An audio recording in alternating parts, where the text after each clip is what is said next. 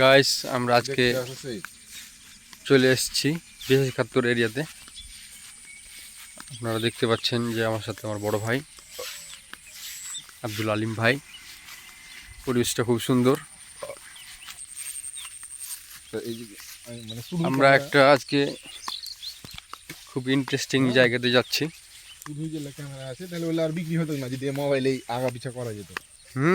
কেন অনেক মোবাইল তো করা যায় ওটা। একটু কম মোবাইলের পেলে দামি মোবাইল ছাড়া পাইবে। আপনাকে দেখাতে চাই ওই যে আমরা সেই জঙ্গল দেখতে পাচ্ছেন আপনারা, সেই জঙ্গলের মধ্যে আমরা আজকে ঢুকতে যাচ্ছি।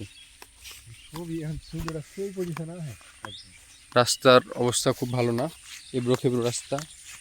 আমরা আইল গিয়ারের মধ্যে দিয়ে হাঁটছি। সেই জায়গাটি আমি যাইনি এর আগে, তার জন্য আজকে যাওয়ার খুবই ইচ্ছা জাগলো। আর এখানে উৎস খাল খনন করা হচ্ছে।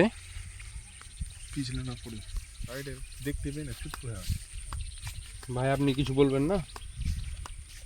ভয়েস দিছো দাও, কিন্তু ছাড়বে না ভয়েস দিয়ে। ছাড়বো, এটা বাম্পার যাতে ছাড়বো, নিজের মুখের ভয়েস দিয়ে ছাড়বে না এখন এই অবস্থায়। এআই দিয়ে ছাড়বো, এআই দিয়ে বানিয়ে এডিট করতে বললে একটু ই হতো, মানে তোমার যে মেন কথাটা, মানে একটা ধরো গান বাজছে বা রিংটোন, তখন ওই গানটা ওখানে একটু স্লো হয়ে যাবে, আর তোমার কথা যেটা বলছো ওটা একটু ফাস্ট হয়ে যাবে। এটা কিভাবে করে? ওটা ওই সাউন্ড এডিটে যাবে, পারি না ক্যাপকাট বা টিকটকে একটা গান সেট করলে তো, মানে যে কথাটি তুমি মানে শোনাইতে চাইছো না, যে কথাগুলো উল্টা পাল্টা আছে ওখানে একটু কিছু বাজিয়ে গেল, মানে গান টান গেল, যে কোনো গান বা রিংটোন বা ও প্রকৃতির কোনো আওয়াজ হতে পারে।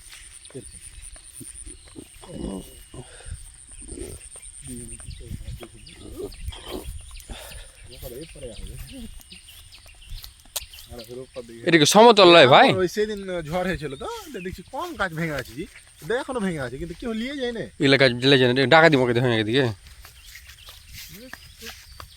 আর আছি কোন দেশে যেখানে ডাকাতি নিজের বাড়ির কানটা। এগুলো জায়গা যে খুব নির্জন জায়গা। এটা কি জি তোমাকে ভিতরে নিয়ে গেলে তো তুমি বুঝতে পারতে। নির্জন জায়গা, এটা খালের মতন মনে হচ্ছে নাকি? খাল নয় নাকি? খাল নাই তো কি? তো খাল তো ওখানে সমতল সমতল মনে হচ্ছে। প্রথমবার এসে আমি বলছি, আবে গাছ গেল কতদিন আগে লাগাবে, আর কেমন আদি কালের মতন পুরানা আছে। ওখানে যে পুকুরটা আছে পরিবেশটা এত জানো, চারিদিকে সবুজ ঘাস বাড়ি আছে, পানি তোমার একবার চকচক করছে, মানে পুকুরটাতে মাছ আছে কি না জানি না, স্টেবল হয়ে যায়। আমরা বাইরে যেতে দেখি কি হলো গাইস, আমরা গাড়িটা রেখে এসেছি অনেক দূরে, ওই দূরে। একজন ধর ওখানে খাড়িয়ে আছে, লকটাকে ভেঙে দিলে, আর আমরা এখানে ওই দিয়ে দিলে টাইম লেগে যাবে, হাওয়া যেতে পাবো না। এই গাছগুলো একটু বেশি সবুজ না, যে মানে ছবি কম পারে, আন্ধার আছে যে রে ভাই। ও পানি বেড়ে গেছে, আমি হয়ে গেছি, আমি জানি যে খাড়িতে পানি চলে। গাছ দেখুন, এখন এই জঙ্গলটা, এটা ঐতিহাসিক একটি জঙ্গল। ছবি বাম্পার আছে, সেই ছবি আছে। আপনাকে এই জঙ্গলটার ভিতরে আমরা নিয়ে যাব। এটি প্রায় 1947 সালের দিকে রাজা শ্রীকান্ত হরিদেব পাল গাছগুলো লাগিয়েছিলেন। এখানে অনেক ইতিহাস লুকায়িত আছে। এখানে অনেক জিন এবং অনেক অসুরের ছায়ার প্রভাব এখানে আছে, আপনারা দেখতে পাবেন। এই জায়গাটা অত্যন্ত নির্জন একটা জায়গা, অত্যন্ত নির্জন একটা জায়গা। কারণটা আছে দেখতে পাবেন, এইখান দিয়ে রাস্তা চলে গেল অনেক দূর পর্যন্ত। এখানে দিনের পরে দিন কোনো মানুষ এখানে আসে না। এই জায়গাটা অতিরিক্ত ভয়ানক। এই জায়গাটা আমরা এসেছি দুজন মিলে, বড় ভাইকে নিয়ে।